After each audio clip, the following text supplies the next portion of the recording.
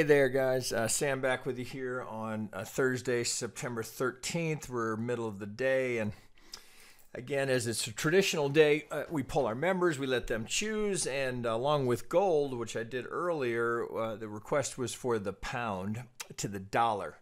So it's a tricky one. I can understand why they wanted this to be picked apart here. So, but there's a bit of a problem in it, which we'll get to in a minute. But so as I like to do, I like to remind you that if you're looking at FX, you really want to look longer term. So, you know, I always tell you start on the daily here. I'm gonna work off the 12-hour here because we have nothing. This is our pivot high that we're working on here. So I've got the 12-hour chart. Now we'll get over here in a second. I just want to, on the way down here. So this is a good example of why you want to work with these longer term time frames, particularly on FX. So we pivot up here, that's July of 2014. That's a 2-year trend. 2 years going straight down. I try and emphasize this to you guys. Yes, I know that's dull as hell trading, but boy, is that profitable trading. And then you think, I wonder if it was technical. So we just swing high, swing low. We go to the 50. So there, right? So this should not be a surprise anymore. Right, so we get first target, get a little reaction, we get second target, and you think, I wonder what happened there.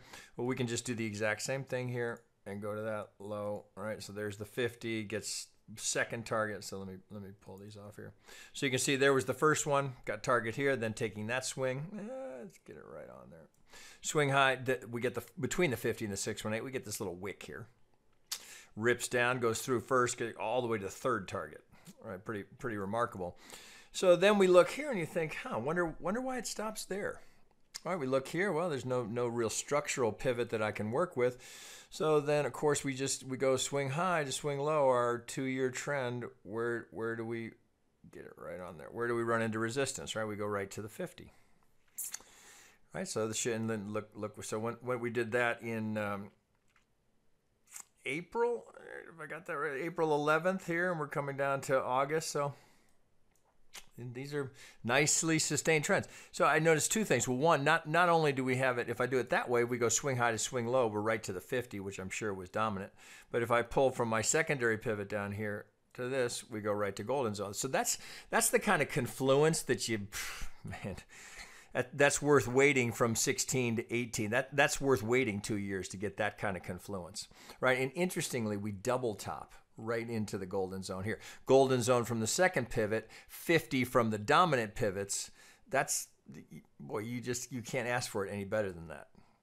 Right? As good as it gets. And we've got a wave count here that plays for us. So now this, I'm sure this is so likely Algo's kicking in on both of these. So given that reaction, right? So let's pull this off here. So with that established, now coming off of this low, yeah, this gets very tricky in here. So I'm gonna pull down. Let's go to an 8-hour. Open this up a little bit. So the first thing you have to deal with is this big spike down here. So of course, news driven. So we're bringing it down here. So coming off of that, let's see, maybe I have to go open this up a little more. This gets tricky down here. So coming off of that, the way I'm seeing it, so down we go, and then we get the big wick reaction. But so even allowing for that, it looks like this is 1, 2, 3, 4, 5 into a one wave.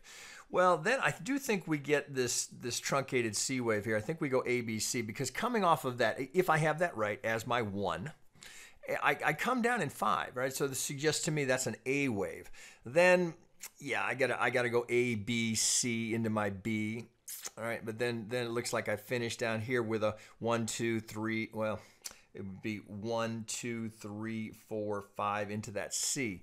Well, you look at it and go, all right, well, where are we technical? So if I take my absolute low to my pivot here, well, we know a 2 wave can be anywhere from the 50 to 786. So we get this push on the A wave, very deep retracement for the B. You know, then we come right. So here's where this is your prime zone for a 2. It's between the 50 and the 618. So I do think we end up with this truncated C wave here coming off of that 1 because of the 5 down. I don't love the B, but I think that plays better that way. So that being our 1, Well, so with that one wave here, of course, we wick this off, and then that becomes a tell as we move off to the right. So we see here how we come, here's our one pivot, we come right to it, so which implies that this is my 4. So it gets tricky then, because of course the next question becomes, all right, if that's my 4, then how do I get a 3 coming up here? Well, we have one little problem area that we have, it becomes just how do you want to interpret it? So if this is 1, 2 here, and we go A, B, C, well, we do a couple of things. So if we work from the length of the 1 with our Elliott hats on and project from the 2, well, we can at least get 100% here. Well, I can't do it here. Or if we pull back here and you think, well, an algo is not going to carry, well, you've got plenty of comfortable clearance there. So I think you've got 1 A, B, C down. This gives us our 2. All right?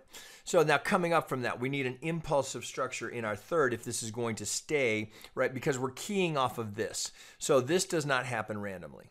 Right. So and then it's technical as well. So again, if we're looking with our Elliott hats on, if we pull from what we propose as the wave 2, right between the 38 and the 50, and we get target, so they get it again. Right, we get that. So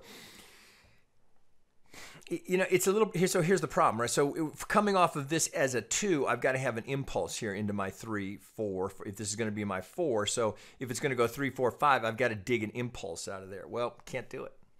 Cannot do it because we have this little anomaly right here. Right? I've tried every possible combination that's there, and it's just not available. And this is so dominant here. This is so critical. That's the tell that we have to allow for this. Now, one line of thinking is, well, okay, if you're sort of for an Elliott purist, you're saying, okay, can't be, count is wrong. Well, I'm not that much a purist to where I wouldn't allow for some of that. So what I see here, and there's a, you can call it rationalizing, call it what you will, but there is a line of thinking that in more leveraged instruments like FX, you can allow for a slight overlap here because of that leverage. So maybe that stops that we're getting run under the prior pivot. So you can see it's perfect here, right? Then we get push away, and then there's one more push down. So either you go, oh, can't be, so I'm not going to trade it, or you go, well, then you work through it. Is there an alternate? Is there any other way I can count that? I've been through it in every possible scenario. I think you just got to allow for it, right? Remember, so how does it affect us over here? Well, it affects us in terms of where we're pulling and where we're looking for those probability zones. So one thought is you say, well, if I can't get a clean count, I don't trade it. The other thought is, well, if I allow for it and the rest of this trades technically, maybe we need to allow for it here on just that short wick that takes us down. I can't. I've spent 20 minutes. I can't find a count that plays in there. But let's see how it affects us going through the rest of it. So if we keep that, if we allow for that, so we've got 1, 2, 3. Here's the tell. There's the 4, and then I finish in 5. So I can go 1, 2, 3, and here again. Right, so here's our 1 wave, here's our 4. So yet again, that makes me want to go 1, 2, 3, 4. I finish in 5. So what I end up with here, I get a technical pivot here, but I don't hit target. So if I go from my 2 to the 3 here, get it right on there. So again, here's the tell. So we come right to the 50, but we don't get target. All right, that's right. So just because they're there doesn't mean that they will always get their target, right? So somebody bought it there and reversed here, or not stop and reverse, but they're taking the next 50 up. So that's the best explanation I can get for you there. Wouldn't be the first time that we've seen that. All right, so the rest of the count is so good, so clean, I'm going to allow for it. And then go 1, 2, 3, 4, 5 and finish up here essentially with this double top. Well, let's put that in context and see how that would affect us. Well, if this is complete off of this low, and we've gone up here and we've got it complete in white here. 1, 2, 3, 4, completed this 5 up here. Despite the fact that we don't get our target, that's a completed 1 wave. Well, so then we think, okay, so where's the 2? So could that be the 2? Well, I suppose it could be, sure, right? So we don't have a very good looking ABC. So again, just standard ops. Well, I've got a swing low, I've got a swing high, I've got some dominant pivots. Wonder why it stopped here, right? Do I even need to draw this? All right, so here from the swing low, right, to our double top up here. Where do we go? Right to the golden zone, right? Now, so question mark, right? Is that the 2? Right, that's right where you'd anticipate it. But boy, it's hard to pull an ABC out of that. So then you think, well, if it's not the ABC, pardon me, if this isn't complete down here, maybe I've just got a very big ABC going in. Maybe that's just the A wave, because that looks more, that's certainly, that's quite a reaction. There's no retracement, really. The deepest retracement is what we're experiencing here. And that looks like I can go A, B, C. It's hard to say what's happening there. But it looks to me more like that we've just put in an A wave, right? It's no way to know, right? So interestingly, we came back right to where these, right in the middle of these two. We come back, so that, which happens to be golden zone. So if that's A, well, what are we looking for? So think about what the algos did, right? So they did not get target. That 65 gets tagged. So this is the reversal. So they'll look for this to come up here and then come down here. That's the algo footprint, right? So if that's going to play as the A and we're going to come up here as a B, we know a B anywhere from the 50 to the 786 can be anywhere between those two. But we know dominant swing, there'll be an algorithm written to sell there. That, again, doesn't mean that it must pivot there, right? We get up here, and well, then things change. But we know with our Elliott hats on, a B wave could certainly go that high, right? But we want to try and play on board with what the algorithms are doing. So we want to try and look for it here. So here's the setup that I would be looking for if this is going to keep going. That's a judgment call you've got to make, because while this pivot is technical, right? It's very hard to get an ABC out of there. I think that's a force fit if you're trying to get an ABC out of it. It's almost tough to get the A wave out of it because there's just been no retracements of any significance. So I'm more inclined to think that that's B, which means what? So then we got to think, all right, well, if it's going from swing low to swing high, and we've already done golden zone once, can we come back? Are we going through? We know the 2 wave can easily go this low, right? That wouldn't be out of norms, right? That would be.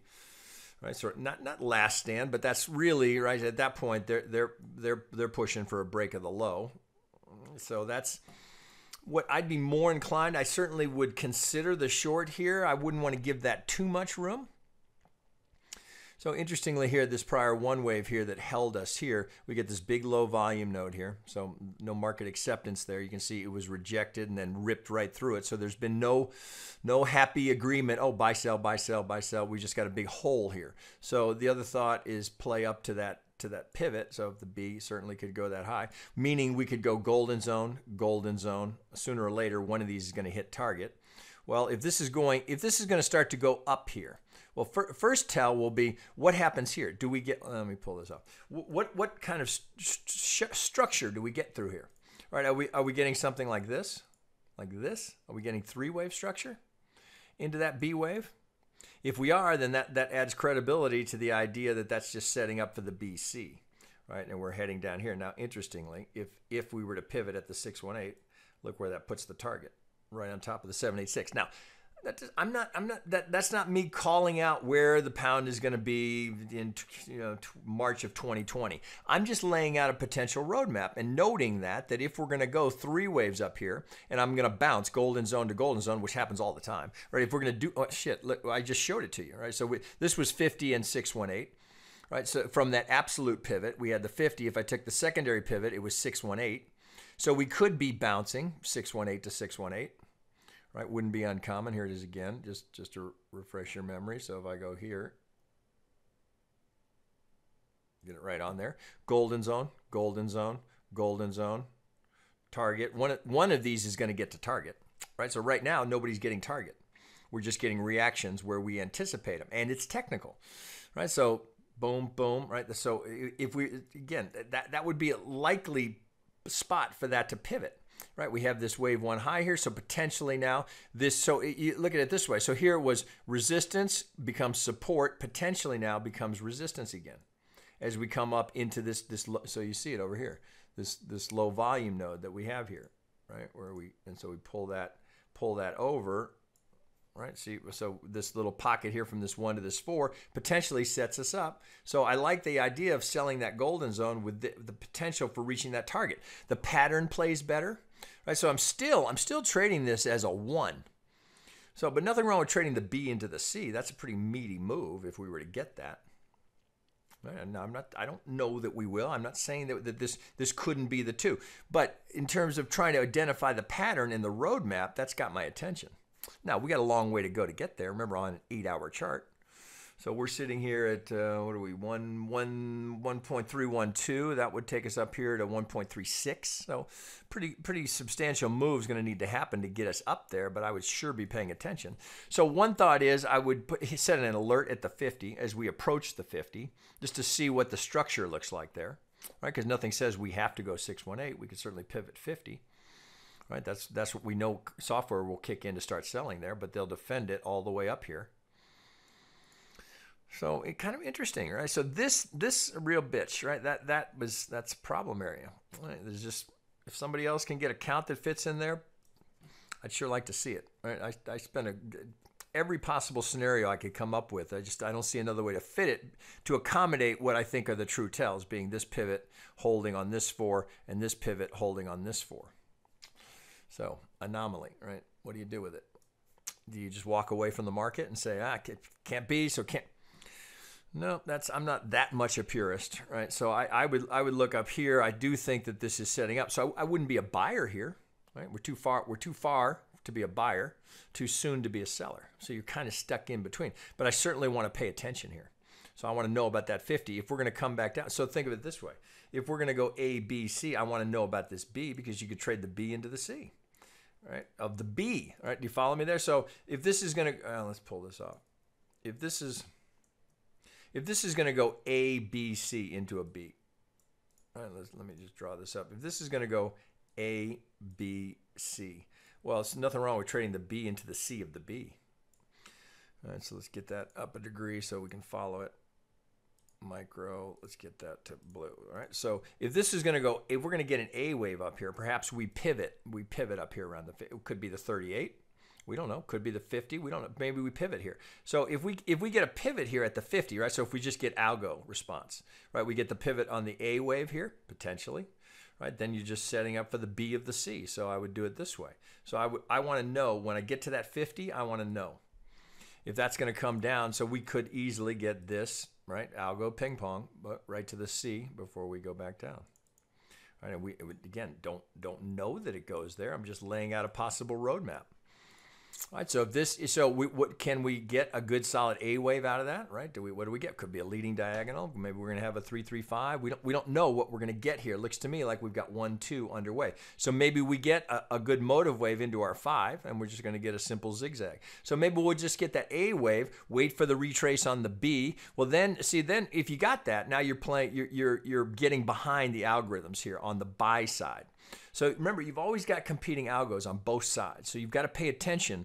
So you can't just go, oh, well, bulls are in control here. That means that the bulls didn't fail here, right? It was defended, right? But it was also defended up here. So who wins, right? You don't know. So that's where the Elliott Wave can be helpful to us. That's all we're trying to do is use the Elliott Wave to help us identify how that fits into what the algos did last. What did they do last? They bought. Right? Where are we going to get resistance? Where are they likely to sell? They're going to sell here. What did they do up here? You could say up here. What did they do last up here? They sold. Sold, bought, sold, bought, sold, target. Somebody gets target. Right now, nobody's getting target. Right? We didn't get target up here at this pivot up here. Didn't get target here. But we got to that 618. And where'd we go from this 618 down to this 618? Right, so again, no reason to think that's not particularly in FX where it's so algo driven. So no reason to anticipate that ping pong stops. But somebody's going to get target. So maybe this guy just keeps rolling. Now, what would change our mind here? If this starts to roll very impulsively. If we get a big push off of this and it looks like an A wave, we come down. So it's either a 2 or a B, which is why I like this trade. If we get a motive wave here, right? Because we could be wrong. Could be that the 2 is in, right? Could be that we're just wrong and we just got a very funky looking 2 wave. It's wouldn't be the craziest thing I'd ever seen, but sure doesn't look like a good ABC. Right? So if we go into an impulsive here, it's either a 1 or an A, right? 3 waves come down, it's either a 2 or a B. So I want to know about that. right? More so than trying to pick apart that A wave here. I'll let that develop, and then I'll take the first 3 wave down. Like now, now let's think about it, right? If this were to start to go impulsive as a 1, 2, if we blew up the 65 here, now you're thinking 3, 4, 5. We're going back. Right, so again, that's what you don't know until you see what the pattern looks like. How does the market respond? If this is impulsive and this is corrective, what happens here?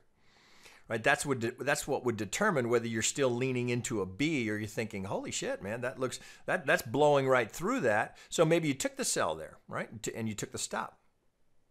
Right, that you'd want to stop out there. So now you're thinking, oh, I had it all wrong. Somehow there's an ABC in that. And this is 1, 2, we're going 3. Well, if you're stopped out there and that goes into a 3, where's your next trade, right? Then we're looking for the 38 to catch the 4 into the 5, right? And that could be, if that's 1, 2, if that were the 2 over here, then that's not going to be enough to be a 3. That's not going to be a 3 here. Could it be? Let's just think about that, right? So would it be 100% of the 1? Nope. Right, wouldn't be there. So likely the 3, 4, and 5 much, much higher. These all have to go way higher, and this would likely just be the 1 wave of the larger degree 3rd wave, meaning pounds going much higher.